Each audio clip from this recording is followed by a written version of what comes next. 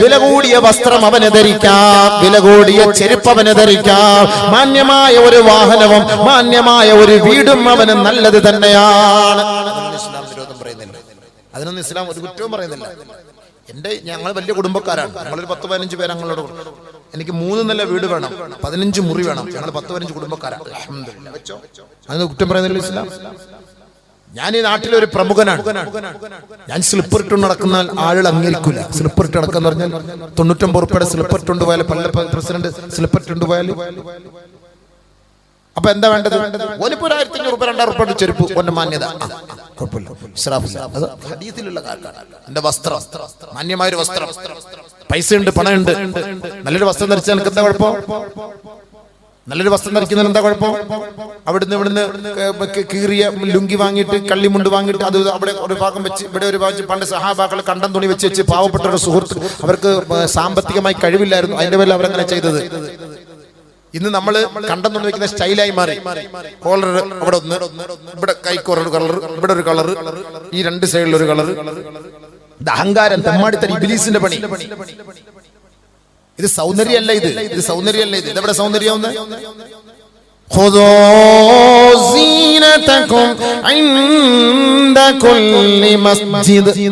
അല്ലാഹുവിന്റെ മുന്നിൽ സുജൂദ് ചെയ്യേണ്ടവനല്ലേ സത്യവിശ്വാസിയെ? അല്ലാഹുവിന്റെ മുന്നിലേക്ക് നീ വരുമ്പോ ശുഭവസ്ത്രധാരിയായി വരേണമേ. ആദരവായ റസൂലുള്ളാഹി സ്വല്ലല്ലാഹു അലൈഹി വസല്ലമ തങ്ങൾ പറയുകയാണ്, തസദ്ദഖൂ കുലൂ വതസദ്ദഖൂ വൽബസൂ ഫീ ഗൈരി ഇസ്റാഫിൻ വലാ മഖീലാ ഔ കമാ ഖാല റസൂലുള്ളാഹി. നീ കഴിക്കണേ, നീ ഭക്ഷിക്കണേ, നീ ദാനധർമ്മം ചെയ്യണേ, സദഖകൾ ചെയ്യണേ, ഭയം ചെയ്യണേ. അല്ലാഹുവിന്റെ റസൂൽ പറയുന്നു, വൽബസു, നീ ധരിക്കണേ, വസ്ത്രം ധരിക്കണേ, പക്ഷേ ഫീ ഗൈരി ഇസ്റാഫിൻ വലാ മഖീലാ, ദുർവ്യയമായി അനാവശ്യമായി അഹങ്കാരത്തിന്റെ വസ്ത്രമോ ആർഭാടത്തിന്റെ വസ്ത്രമോ ജനങ്ങളെ കൊണ്ട് മോശം പറയിക്കുന്ന വസ്ത്രമോ ആർഭാടത്തിന്റെ അധികമായ പണം ചെലവ് ചെയ്തുകൊണ്ടുള്ള വസ്ത്രമോ ആകരുത് എന്ന് ഔ കമാ ഖാല ഹബീബുനാ റസൂലുള്ളാഹി. തിന്നോ നല്ല വസ്ത്രം ധരിച്ചോ, അല്ലാഹു തആല പറഞ്ഞു തിന്നോ, നല്ലപോലെ തിന്നോ, പക്ഷെ തിന്നണം, നിന്റെ പ്ലേറ്റിൽ വരുന്നത് തിന്നണം. അത് ചവിട്ടി തേക്കാൻ പാടില്ല, ബക്കറ്റിൽ കൊണ്ട് തള്ളാൻ പാടില്ല, കുപ്പയിൽ കൊണ്ടെറിയാൻ പാടില്ല. തിന്നോ. കുലൂ വശ്റബൂ. എന്റെ പൊന്നുമ്മമാരെ, പൊന്നു പെങ്ങന്മാരെ, എത്രയെത്ര നിക്കാഹുകളിലാണ്, എത്രയെത്ര വിവാഹ സൽക്കാരങ്ങളിലാണ് പങ്കെടുക്കുക. നിങ്ങളുടെ മുന്നിലേക്ക് ഭക്ഷണം കൊണ്ടിടുമ്പോ നിങ്ങൾ പറയണേ നിർത്തണേ, അല്ലെങ്കിൽ നിങ്ങൾക്ക് ആവശ്യമുള്ള ഭക്ഷണം നിങ്ങൾ എടുത്ത് കഴിക്കണേ, ആ പാത്രം തുടച്ചു വൃത്തിയാക്കണേ, വിരലുകൾ നിങ്ങൾ ഉറിഞ്ചണേ. നിങ്ങൾ ഒരു ഗ്ലാസ് വെള്ളം എടുത്തിട്ട് പകുതി കുടിച്ചിട്ട് പകുതി നിങ്ങൾ വലിച്ചെറിയരുത്. ഒരു ബോട്ടിൽ വെള്ളം വാങ്ങിയിട്ട് പകുതി കുടിക്കുന്നു, പകുതി വലിച്ചെറിയുന്നു. ചില്ലി ചിക്കൻ കൊണ്ടുവെക്കുന്നു, 2 പീസ് എടുക്കുന്നു, ബാക്കി വലിച്ചെറിയുന്നു.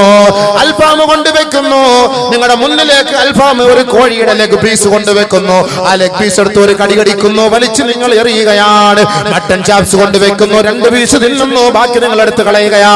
നിങ്ങൾ കഴിക്കുന്നത് മറ്റാരും പിന്നീട് കഴിക്കുകയില്ല. വെയിറ്റർ വരുന്നു, അതെല്ലാം വേസ്റ്റ് കൊട്ടയിലേക്ക് തള്ളുകയാ. ആരാണോ ആ തീന്മേശയിൽ നിന്ന് കഴിച്ചത് മലക്കുകൾ രേഖപ്പെടുത്തുകയാണ്, പെങ്ങളെ നീ കഴിച്ച ആ ഭക്ഷണത്തിന്റെ അവശിഷ്ടങ്ങൾ നാളെ മൈസറിന്റെ മൈതാനിയിൽ വന്ന് നിന്നിട്ട് വിളിച്ചു പറയുകയാണ്, അല്ലാഹ് പാവപ്പെട്ട എത്രയോ പേരാണ് നിന്റെ ദാസന്മാര് പട്ടിണി കിടക്കുന്നത്. സോമാലിയയില് പാവപ്പെട്ടവരാണ്, അവർ പന്നിമാംസം കിട്ടുമെങ്കിൽ അത് തിന്നാനും തയ്യാറെടുത്ത് കിടക്കുന്നവരാണ്. സുഖലോലുപതയുടെ മടിത്തട്ടില് വിഭവസമൃദ്ധമായ ഭക്ഷണങ്ങൾ കഴിക്കുന്ന എന്റെ ചെറുപ്പക്കാരാ, എന്റെ ചെറുപ്പക്കാരികളെ, നമ്മുടെ സഹോദരങ്ങളാ, നമ്മുടെ സമുദായത്തിൽ പെട്ടവരാണ്. എത്രയോ മുസ്ലിം കുടുംബത്തിൽപ്പെട്ട കരുത്ത വർഗക്കാരായ സോമാലിയ മക്കള്, എത്തിയോപ്യൻ മക്കള്, ഹബിഷയുടെ മക്കളുണ്ടല്ലോ. തിന്നാൻ വഴിയില്ല, കുടിക്കാൻ വഴിയില്ല. പന്നി ചത്തു കിടന്നാലും പോയെടുത്ത് തിന്നുകയാണ്, പട്ടി ചത്തു കിടന്നാലും പോയെടുത്ത് തിന്നുകയാണ്, സ്വന്തം മക്കളെ കടിച്ചു കീറി തിന്നുകയാ.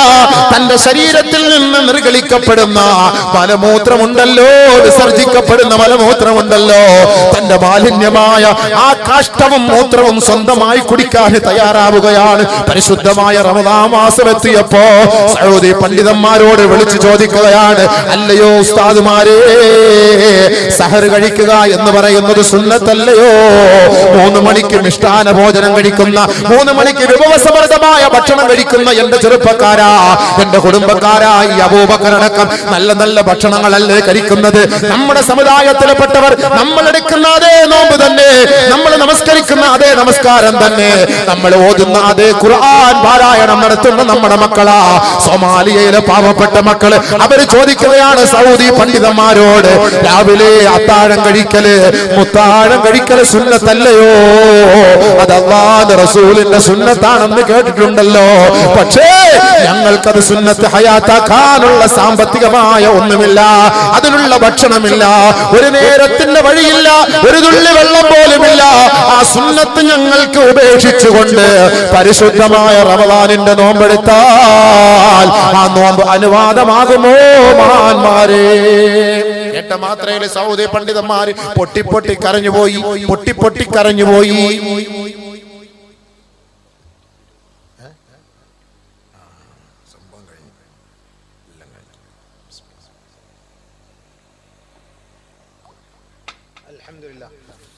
പിരിവ് അത് കഴിഞ്ഞിട്ട് അടുത്ത പരിപാടി കഴിഞ്ഞ പിന്നെ ദുആയി സംഭവം. അല്ലാഹ് ഖൈർ വക്കറ്റിട്ടില്ല. എല്ലാവരും ഒരു പഴയ 500 പഴയ 500 പഴയ 1000 ഒക്കെ ഒന്ന് ഇട്ട് കൊടുക്കും. പഴയ 500 പഴയ 1000 ഒക്കെ ഒന്ന് ഇട്ട് കൊടുക്കും. നമ്മുടെ കയ്യിലൊന്നുമില്ല, പൈസ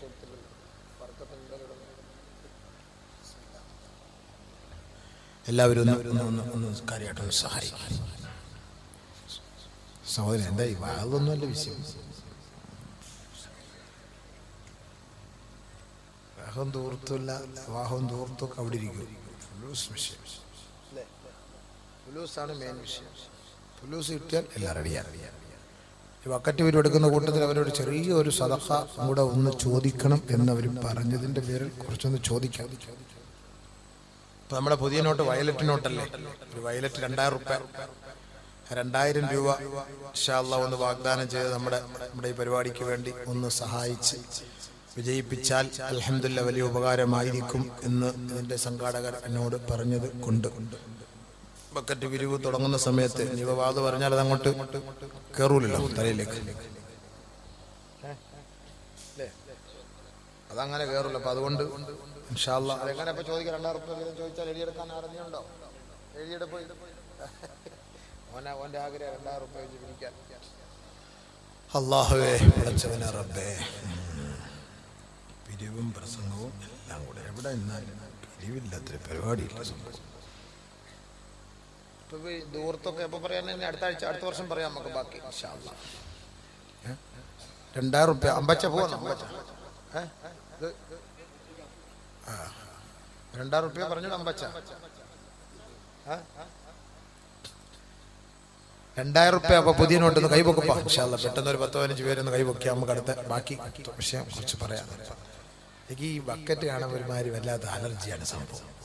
ഉഷാറായിട്ട് എന്തായാലും നമ്മൾ പൈസ ഒക്കെ ചോദിക്കണം. എന്തായാലും ഒരു ബക്കറ്റ് എടുക്കാൻ പറയും. അതിന് മുമ്പ് നിങ്ങൾ ഇങ്ങനെ ഇതായിട്ട് ഇങ്ങനെ സോമാലിയക്കാരുടെ കാര്യം പറഞ്ഞ പോലെ ആരെങ്കിലും സോമാലിക്ക് വേണ്ടി സഹായിക്കുന്നുണ്ടോ ചോദിച്ച പോലെ ആയിപ്പോയി സംഭവം അല്ലേ?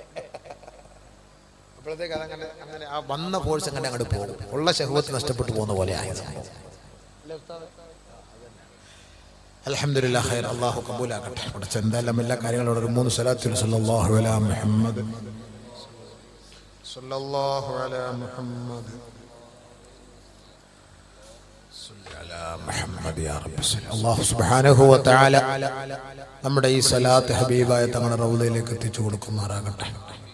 അല്ലാഹു നമ്മുടെ ഹലാലായ ഉദ്ദേശങ്ങളെ നിറവേറ്റി തരുമാറാകട്ടെ. നല്ലത് പറയുന്ന സ്വാലിഹീങ്ങൾ അല്ലാഹു നമ്മളെ ഉൾപ്പെടുത്തുമാറാകട്ടെ.